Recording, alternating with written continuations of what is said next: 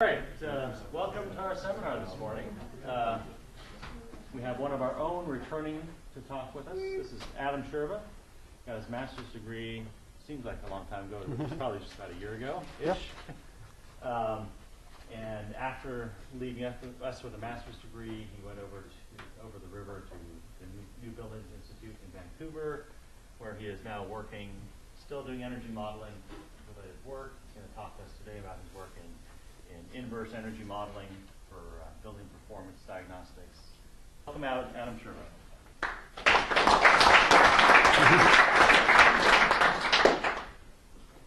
Thanks, Dave. I appreciate the big crowd for the Friday before Memorial Day, and it's nice to be back here.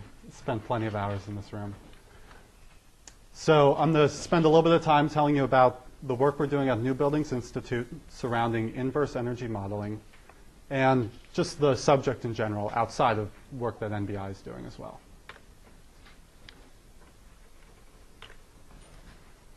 Before beginning, I'll just put this up. You can see this work has been funded by a number of different groups, including the EPA and USGBC.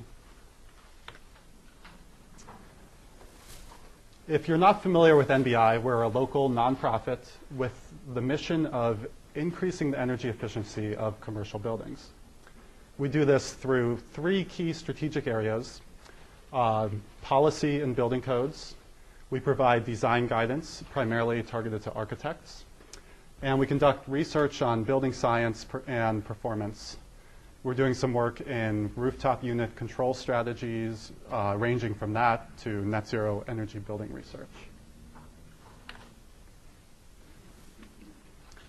Just to provide some context for the topic, it's important to understand how energy is used in the US. And you can see on the left here that buildings account for almost 50% of the total energy use in the United States. The graph on the right shows the cost of generating energy. And you can see at the top that an alternative to generation is conservation. And saving energy in the building sector is about a third the cost of new generation with nuclear technology, and half the cost of coal. This provides a great opportunity. If we think about the current building stock, by the year 2035, almost 2/3 of our buildings are either going to be newly constructed or recently renovated. By going into this group of buildings and increasing energy efficiency, there's a lot of opportunities for conservation. So an easy way to do this would be to design better buildings. And we're working on this. There's the US Green Building Council's LEED program, there's energy codes. There's really a lot of activity around the topic of better design. But better design only takes you so far. The graph on the left is a New Buildings Institute study that looked at the difference between modeled and measured energy use in LEED buildings. The buildings that are above the dotted line there represent designs that are using more energy than they were intended to. And below the line, they're using less. So on average, this group of buildings was actually performing about as intended. And I believe it's approximately 25% better than a code-compliant building. But there's a lot of scatter, which shows that some of those buildings aren't really meeting their mark, and we need to address that problem. The graph on the right shows the performance of LEED-certified buildings relative to a code baseline.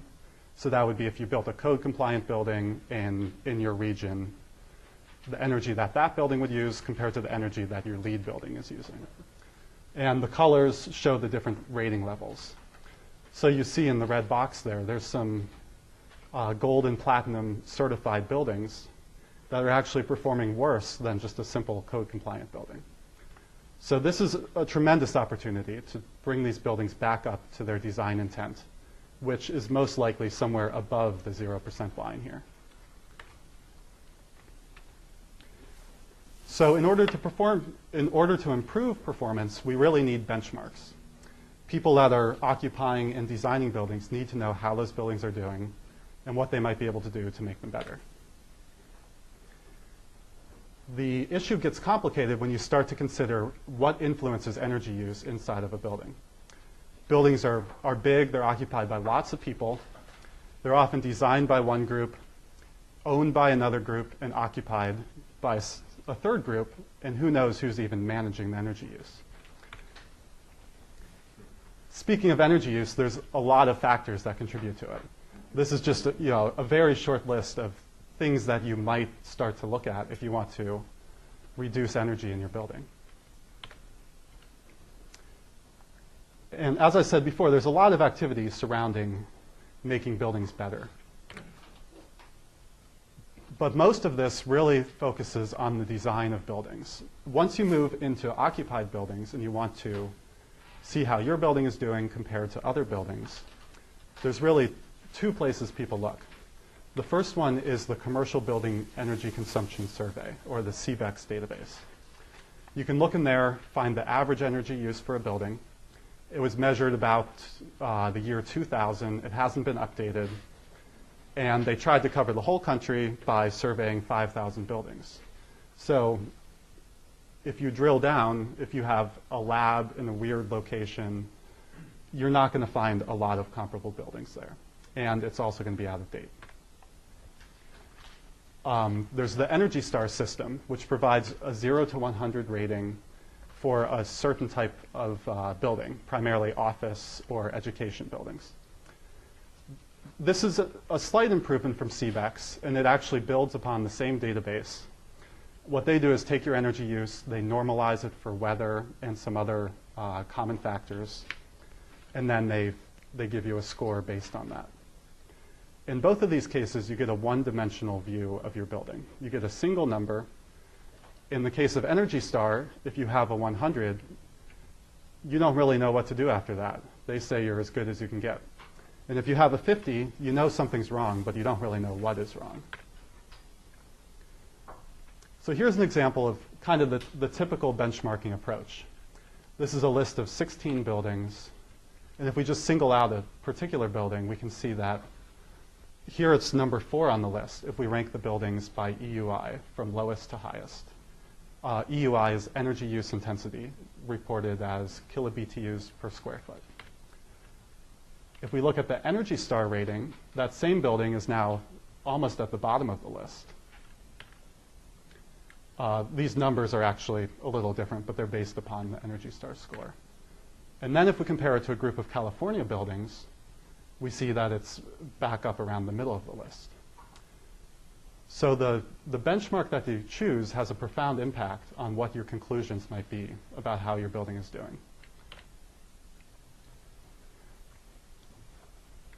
So the problem is really that we need to provide better feedback to the whole design community and those who occupy and maintain buildings. The current benchmarks are a good start, but it would be nice if we could go a little bit deeper. And we've been trying to do this. We've been collecting tons of building data, but our ability to collect data is way ahead of our ability to understand it, manage it, and accurately draw conclusions from it. So what we're trying to do is sort of take a step back and just begin looking at monthly utility bills and see if we can get somewhere with that. Almost every building has an account with the utility, and they have billing data coming in. And we can learn quite a bit from that. So that leads to the idea of developing a simple, easy, and insightful way of looking at your building's energy use. And the energy signature is one way to do this. This is a relatively old idea. So in your traditional view of energy, you would often just create a time series. You put your energy use on one series, and maybe you'll bring in the temperature or the heating degree days. And when you look at this graph, you could start to learn some things, but it takes a trained eye, and it isn't really normalized or presented in an easy-to-interpret manner. So the idea of an energy signature is to put the temperature across the x-axis and the energy use on the y-axis. So if you look at a single point on this signature, this is 1 month's electric bill, and then there would be a corresponding gas bill on the red line.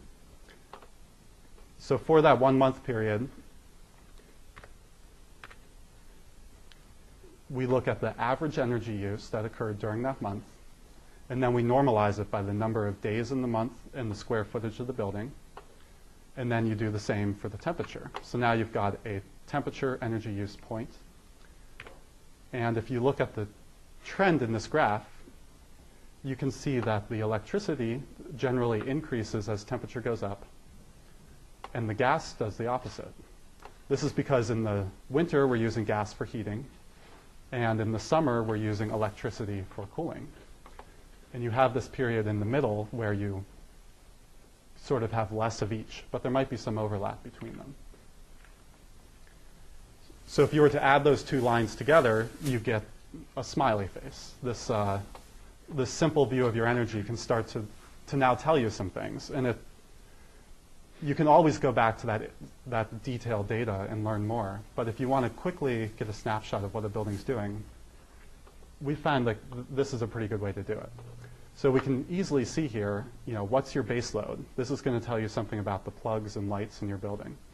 We can see how the heating system is doing, or the efficiency of the building envelope, just by looking at how sharply the left side of this rises. We can go over here and look at the cooling, and we can look at, at what temperature do we make that switch from heating to cooling. The nice thing about this way of looking at data is it's now climate independent. This is a graph showing the Energy Plus results for the NREL medium office building. And we ran it in Phoenix, Houston, Minneapolis, and Chicago.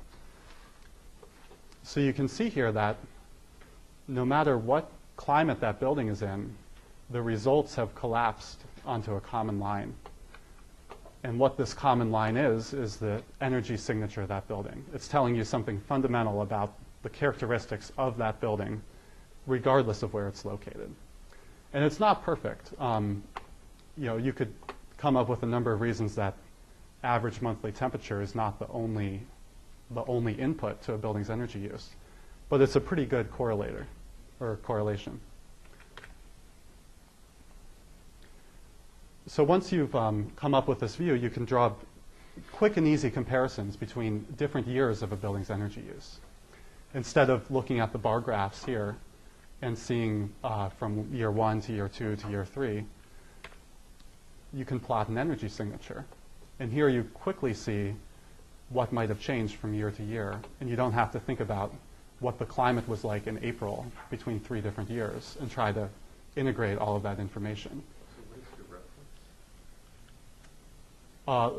Here, the reference, prior, and current just refer to the earliest year, the middle year, and the most recent year. So it would be like 2010, 2011, and 2012.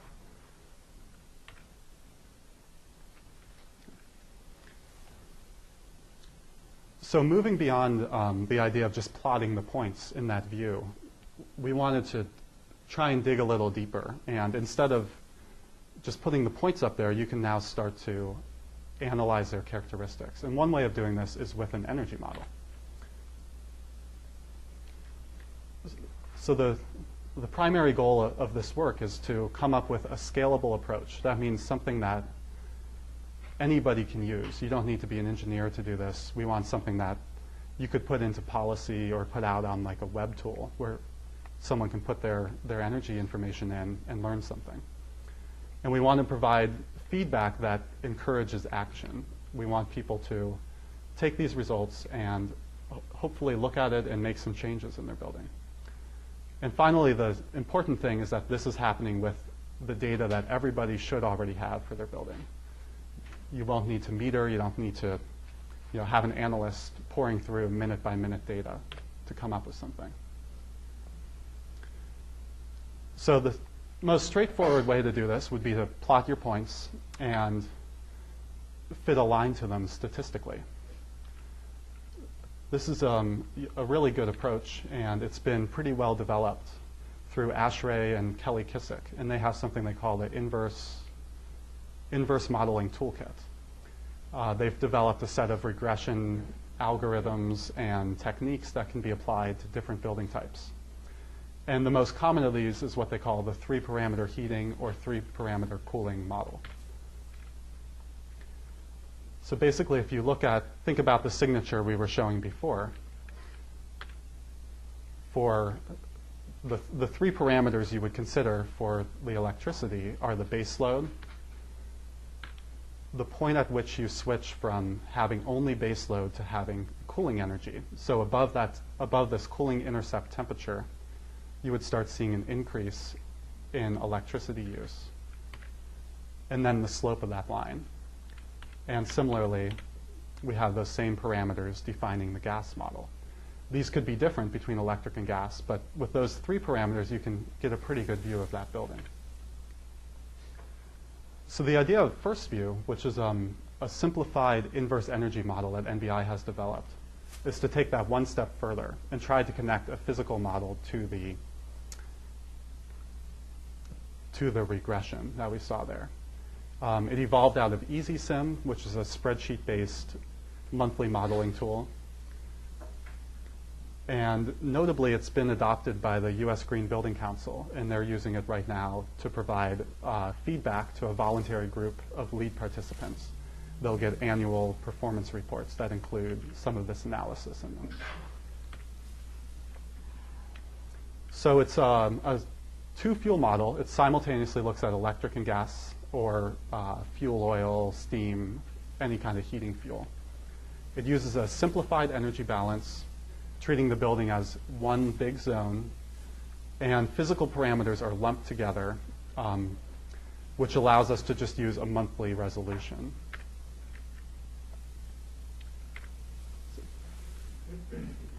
So if you dig into the model, you could think about what the cooling load would be for this space represented by the blue box.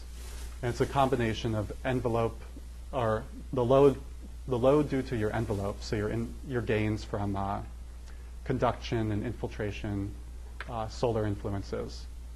And we represent that just using a simple aggregated UA value multiplied by delta T and the square foot.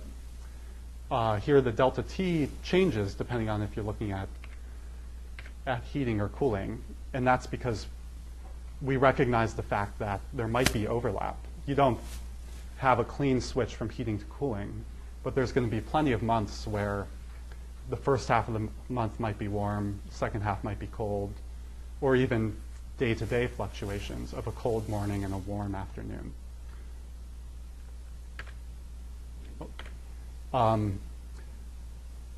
We've broken energy loads sort of down into 2 categories. There's thermal loads, and then there's what we call external energy.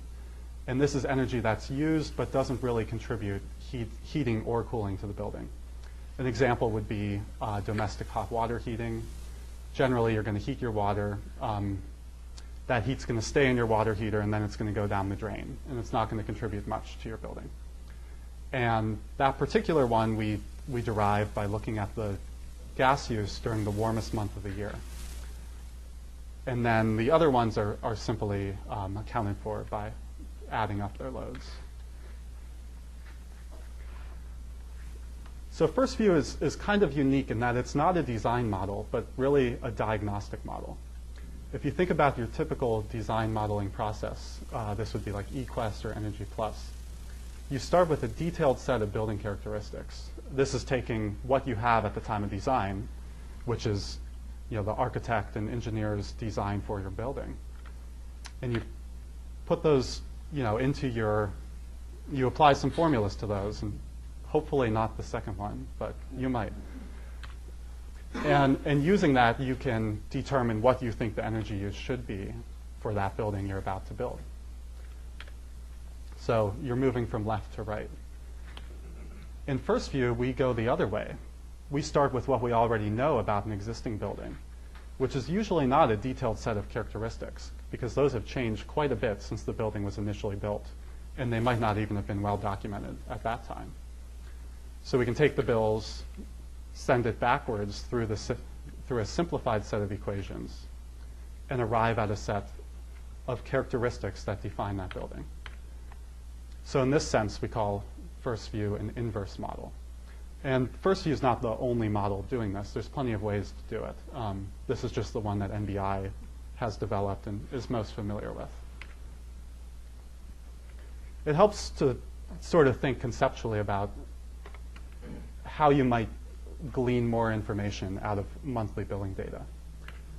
So here the blue lines represent electricity and the red represent gas. So if you were to look at a cold month like January, you might see that the gas use is high. It's being used for heating and domestic hot water. And the electricity is kind of moderate, and that's going to be used for plugs and lights, but also distributing the heat around your building through fans and pumps. Looking at a more moderate month like June, there's still going to be a little bit of gas use. It might come up for like a morning warm-up, and you're still going to be heating water with it. But electricity is primarily going to be used for plugs and lights. And then looking at a warm month like August, we're going to see a minimum of our gas use. There's not going to be any heating, but we're going to still possibly have gas for hot water. And then electricity is now being used primarily for cooling. So just from these 3 months of data, we can already start to learn something about our building. Taking this one step further, we can now pull in our energy model and try to tune that model to match the bills that we've observed. So when we start out, we've got a set of end-use formulas that will tell us what our building's energy is, but we don't know yet what the characteristics of that building are. We need those characteristics as inputs to the model. So if we consider one such characteristic, the aggregate UA value of our building's envelope, what First View does is iterates through that parameter, and it attempts to find the value that's going to create the best fit between the model and the build energy use. And we do this,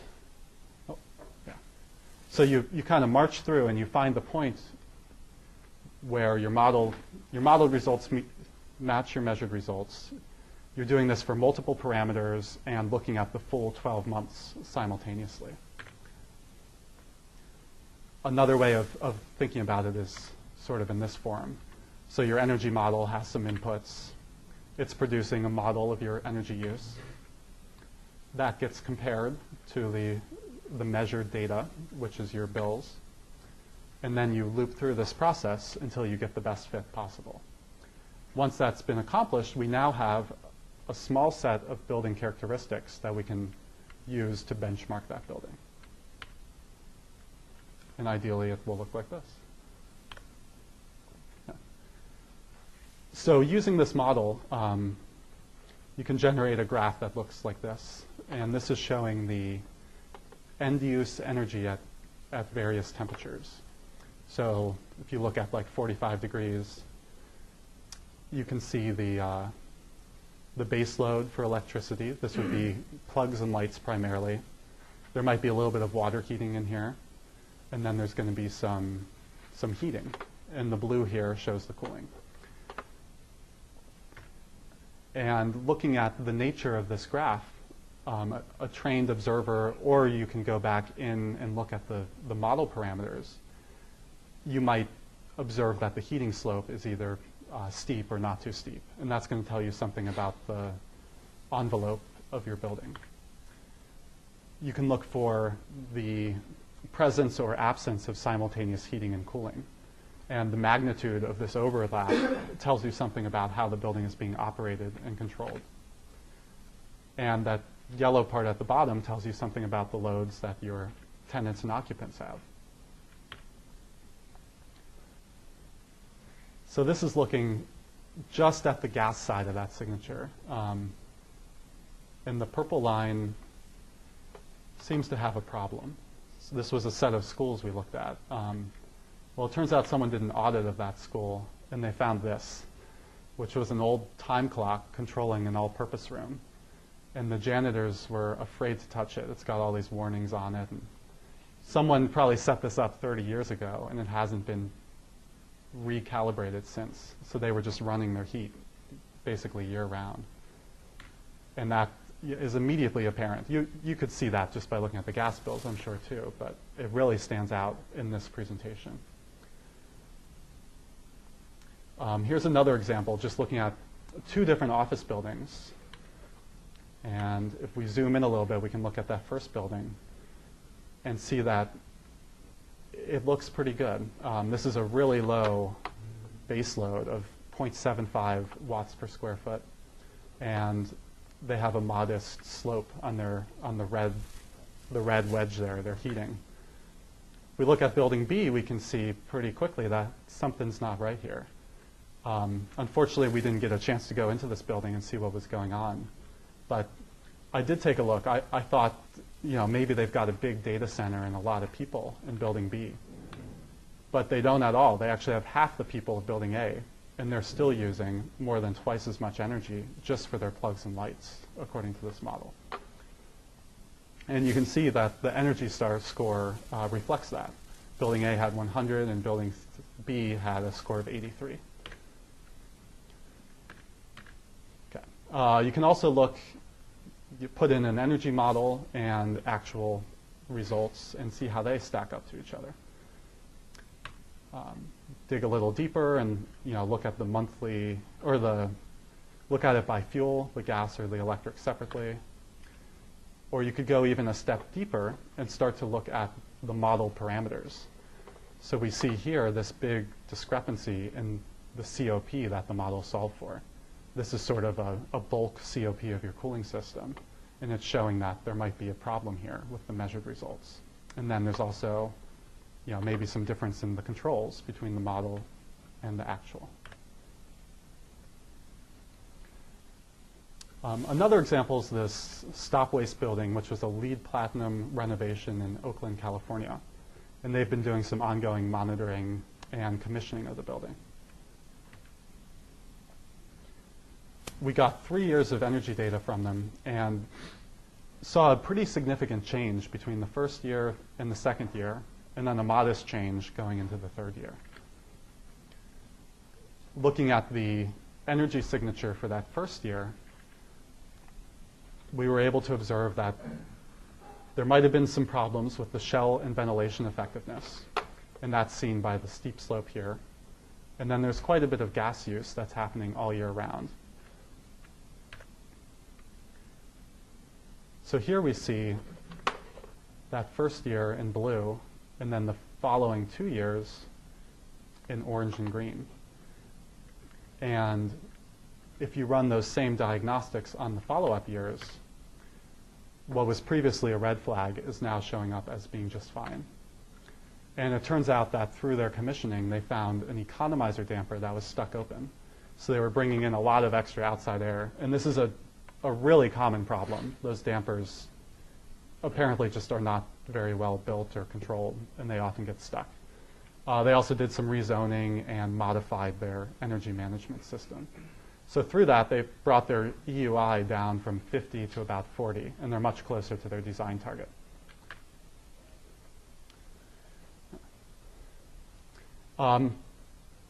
So finally, I just wanted to talk a little bit about how we might be able to apply inverse modeling to the financing of energy efficiency.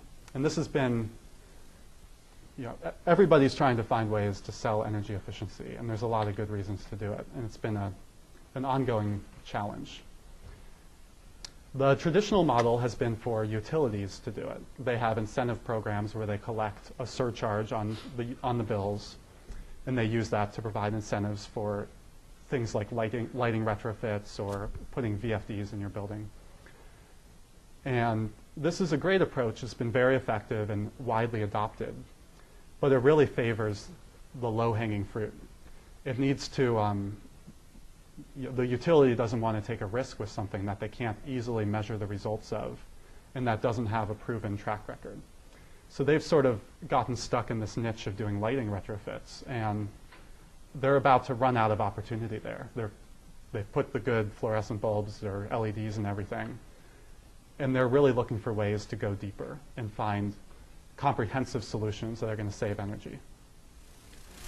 If you're a building owner, you could pursue like using an ESCO, or you could just try to do it yourself. The problem with doing it yourself is building owners often don't have the money sitting around for an efficiency project. They might not know how to efficiently go about doing it. And if you're only going to own a building for a few years, you're not going to make that investment anyway. And that's a pretty common situation where you would build a building and then quickly turn it over to someone else. Yeah? If you've done a conversion and you have some hard data, isn't that something of value when it comes time to sell the building? That you can demonstrate cost savings compared to the average market? I think it certainly would be, but I think there's a challenge in valuing that fairly, and it's probably not a dollar for dollar return, but there certainly would be. And that's kind of the real estate market, I think, has been talking about that issue for a while and hoping to find ways of valuing these things more appropriately.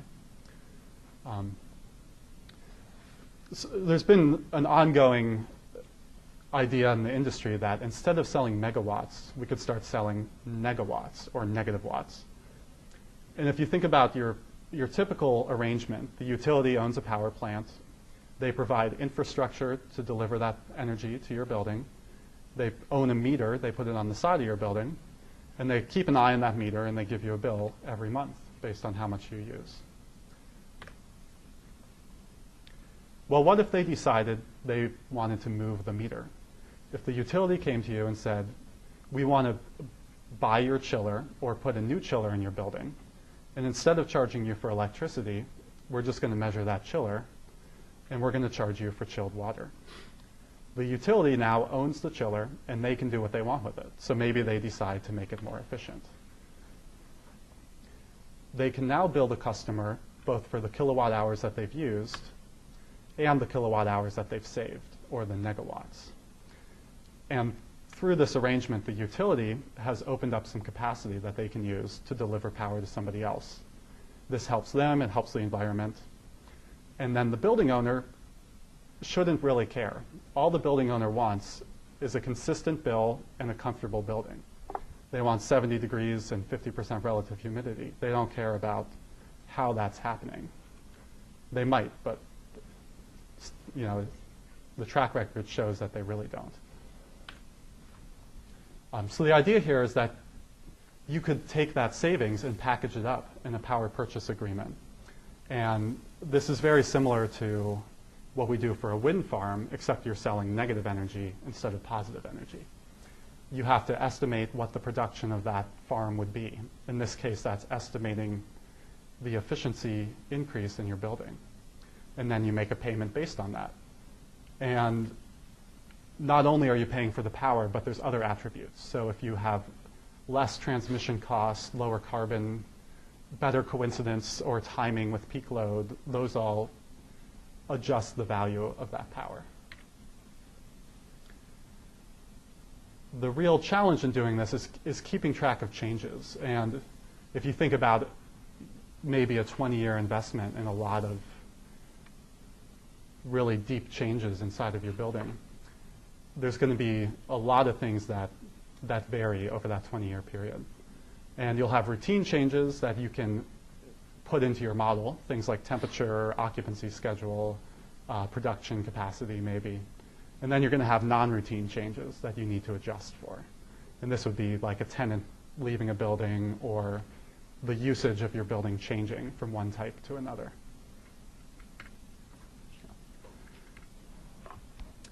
So the real challenge is to whom do we attribute the savings? If you have energy savings in a building, or if you don't have energy savings that you thought you should have, is that because of something the owner did, something the tenant did, something the designer did, a lack of maintenance?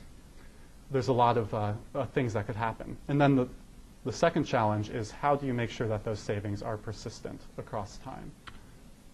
And I thought I'd just put this in again. You're trying to figure out which group of these things might have changed to change the energy use in your building. And that's no easy task. So there's a local group here called Energy RM, and they're trying to get into this market using what they call the delta meter. And basically what they're doing is looking at the the performance record for a building before a retrofit. And using that period of pre-data, they're applying an inverse energy model to predict what the building is going to use in the future. And the primary variable they care about in this case is temperature. So they put that in and they now have a projected energy use. So when the retrofit occurs, you're going to have a reduced energy, and this shaded area is now savings. And the intention is to be able to take those savings and sell them as if they were positive energy generated by the utility. And I think that's my last slide. So I think to wrap it up, it's worth noting there's a huge opportunity here for further work and research. And it would be interesting to find more applications for this kind of modeling and also ways of enhancing it and moving beyond monthly data, moving into more independent variables and things like that. But we do see a lot of promise for it and a lot of applicability in the market. So with that, does anybody have questions? How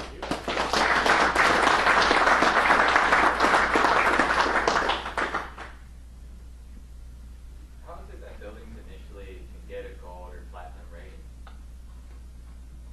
The question was, how can buildings get a gold or platinum rating? And there's a system that the U.S. Green Building Council put together, and it's basically a point system. So you have a menu of points you can choose from, and to get a specific point, you have to do certain things in your building. So, for example, if you have heat recovery ventilation, that might give you an energy point. And you tally up your points, and the more points you have, the higher your rating. So it happens at the design end of a project, and they don't currently take that next step of looking at measured performance and providing that feedback or recertifying a building. Yep. What would be the main points of further investigation for really getting this to move into the industry or being adopted by the industry? The question was, what would be the main points for getting this adopted in the industry or areas for further investigation? So, I think partially it's a matter of exposure and marketing. The industry needs to understand that these tools are out there and see a value in using them. So as more case studies emerge of people doing this kind of analysis and having positive results, that would be kind of the natural way of doing it. I would think there might be some policy levers that could also be pulled just to help. There's a lot of cities and even states, I think, are talking about mandatory energy disclosure policies. So when those policies get more mature, I think there's going to be an opportunity to not only tell people they need to share their energy use, but they should also share something more than that. And these kind of results could be tied into that. So just to follow up, so does NBI feel that the tools and methodology that's nailed down here is ready for marketplace essentially? I think we feel it's ready to introduce to the market, and there's going to be room to build upon it and make it more robust and more comprehensive. But there's definitely a lot of value we see here, and it's something that the market could begin using now. Yeah. So in your inverse modeling, you are just looking at the monthly energy data versus, say, monthly mean temperatures. Do you see any sort of hysteresis effect in terms of just behavior being different in the spring months versus fall, say, where you might have identical temperatures, Right. but it wouldn't really be explaining? Yeah, that's a great question and something we definitely do see sometimes. We've seen it most significantly in steam systems, which I think have a lot of thermal inertia and kind of warm up that happens. So when you turn it on at the beginning of the heating season, the behavior is different than what you would see in the spring at the end of the heating season. So if you think about where those points fall, you might see a little spread between them. But the model tries to just kind of fit between the two, and it's probably not perfect, but it's something. Sure. Yeah, you showed a school that, I can't remember if it was gas or electricity that was, they weren't touching it, and so the costs were going skyrocketing. I was wondering if NBI has data of schools that have closed here in Portland, and what their budget might be in terms of energy use. If you have data that shows these schools, the ones that closed, were more inefficient in their energy use. Mm-hmm. That would be great if we did. That sounds interesting. We don't have a... I know we did do some work with the Oregon Department of Education, but I think it was not on the schools that have closed, but on the ones that they're considering retrofits and audits for. And do you know generally how much of their budget is set aside for energy use? I do not. No. Yeah, I have just a question about the retrofit. So if I retrofit a building, I know it's going to change a different building, but what's the payback period? I mean, is this worth it over, what's the payback period? Is it 40 years? That's, it depends who you are and what kind of investment you're trying to make. So if you're a building owner, I think they usually talk about paybacks of like 3 to 5 years. And their time horizon is short because they're developers and they want to move on to their next project and not have their capital tied up. But if you're a school or like a city office building or something, you're looking more for long-term, low-risk investment. So you might think about a 10 or. But what's kind of typical? If I'm burning energy at a ridiculous rate and I retrofit, is it going to be economical for me, or is it just going to be saving energy? I think the answer is it depends who you are. What else would you do with that money if you did not make that retrofit? Well, and that. Snowboard. You could go snowboard. 8%, right? What is the rate of return? I mean, there's a return for money sitting somewhere, right? So is it Right. better than that or not? Yeah, so I think the answer, if you're a typical building owner, is it's like a 5-year payback. If it's longer than that, they have typically not been doing it. That's not a precise number by any means. There probably is better.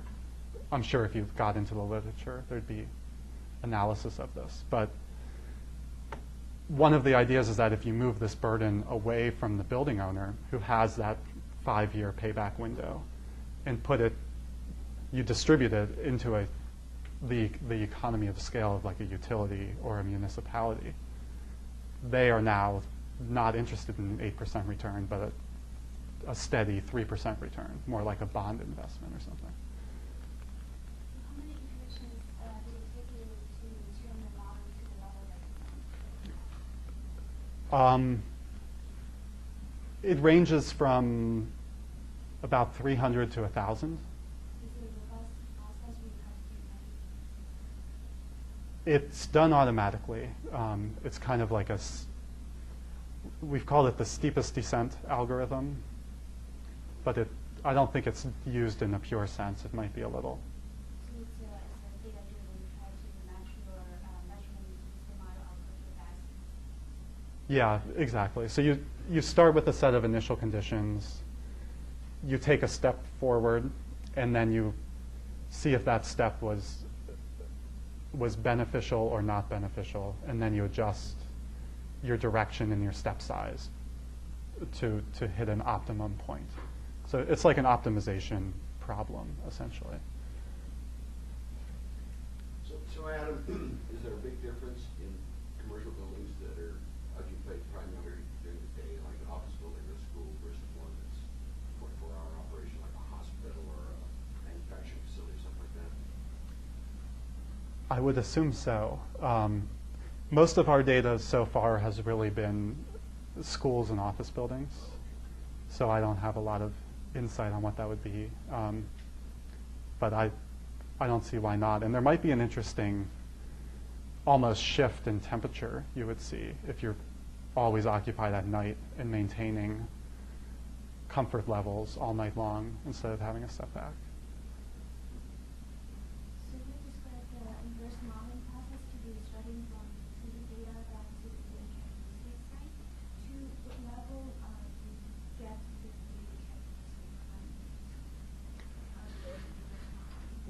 We have, we've had to make assumptions for a number of them, and I think we have just 5 fundamental parameters that get solved for through the modeling process. And then those assumptions that are made, if you had some supporting data, you might be able to peg those to reality instead of requiring an assumption. Yeah. Wouldn't occupancy patterns or people mess with this? I mean, if you're talking about schools, I think of the Chapman School that has the Swifts, right? The kids agree to, like they wear their jackets until the Swifts leave, right? Last October or November before they turn the heat on. Yeah, that would certainly be a weird anomaly. I don't think we have a Swift model yet. Yeah. But on a smaller scale, would that disrupt your analysis at all? It certainly could. With schools, we've had to make the distinction about whether it's occupied like 8 months a year or 12 months a year. We found that in some of the, especially rural communities, a lot of the schools are used in the summer too, or they're used at night for community events. So you can't just assume, oh, it's a school, it will be closed in the summer.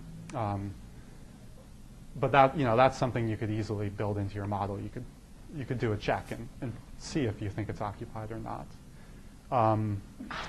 But then another example might be like a convention center, and the energy use there is probably not heavily influenced by temperature, but it's by your event schedule, how many people and how big of an event you had.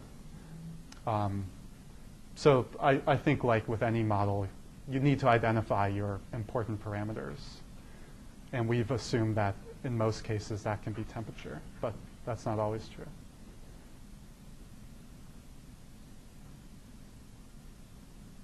Any last questions?